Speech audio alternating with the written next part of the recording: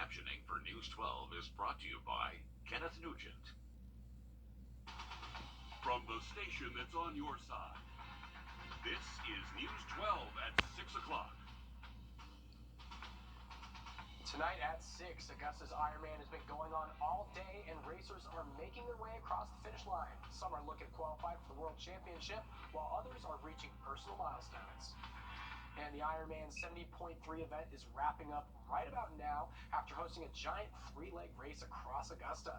This saw competitors swim, bike, and race across Richmond County and have been at it since 7 a.m. to finish this triathlon. Our Cindy Hood takes us to downtown Augusta to explain their impact in the community.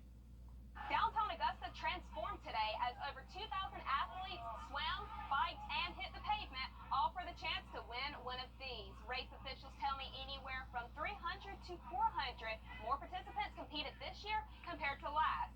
I've been out here since the start early this morning, out here on the Savannah River, just below the 5th Street Bridge, where athletes started that 1.2-mile swim, followed by a 56-mile bike ride and a 13.1 run into downtown Augusta, all the way to finish right here at the Augusta Common.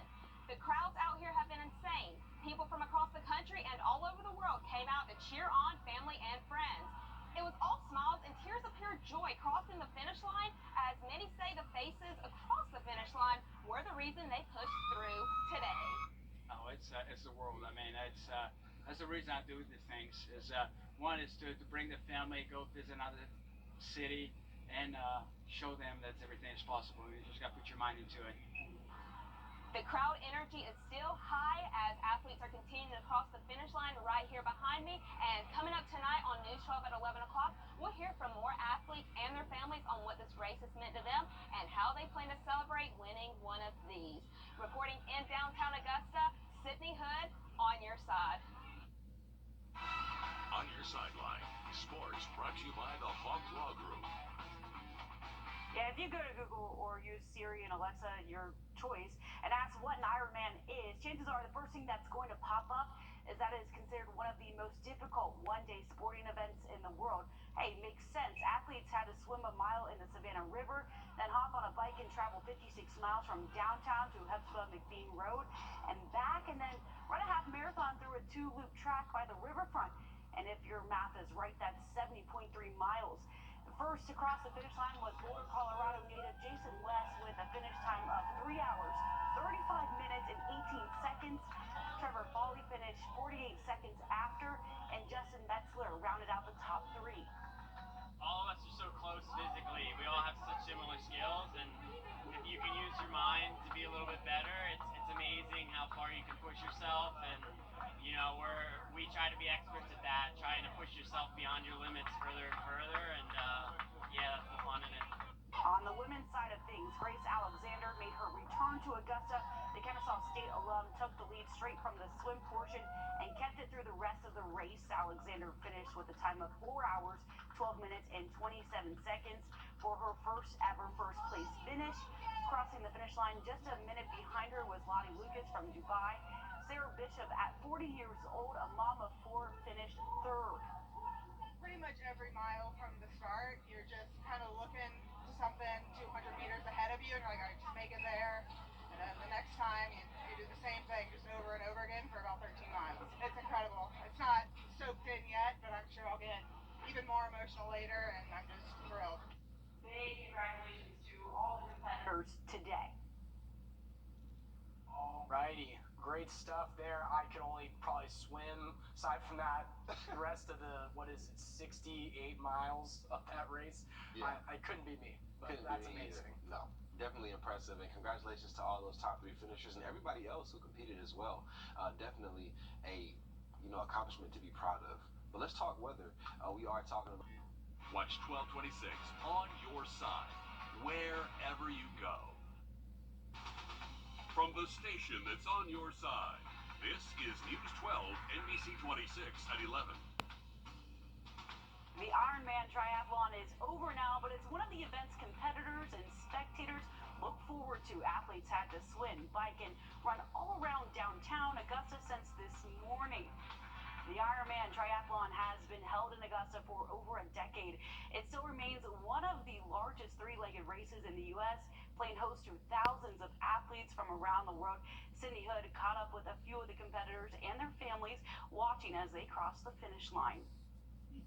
Downtown Augusta was transformed as over 2,000 athletes swam, biked, and hit the pavement today. The sun wasn't even fully out as these athletes from 33 countries started their race. It was all smiles and tears of pure joy, as many say. The faces across the finish line were the reason they pushed through today. As the sun rises above the Savannah River, boats are cranking and athletes from all over stroke into the water, including Sarah Bishop from Northern Virginia. Today was super special. I was second to last out of the swim at 11th place, and I ran up to 3rd place, so it was a really exciting day. She's locked 3 years of Ironmans under her belt now. I've never placed in the top 3 at an Ironman race, and I just finally did what I knew I could do on the bike and run, and so it really just all came together and worked out for me. Things worked out for Emmanuel Ruelas too. I did walk on the run. I was hurting, but I knew like it's just 1 mile at a time. I'm gonna get there. And after a 1.2-mile swim, 56-mile bike, and 13.1-mile run, this Charleston native says seeing his family waiting for him meant everything. No, it's the world. I mean, that's the reason I do these things. Is one is to bring the family, go visit another city, and show them that everything is possible. You just got to put your mind into it. Smiles and tears of joy crossed the finish line, but it was the faces on the other side that shined brighter than the medals.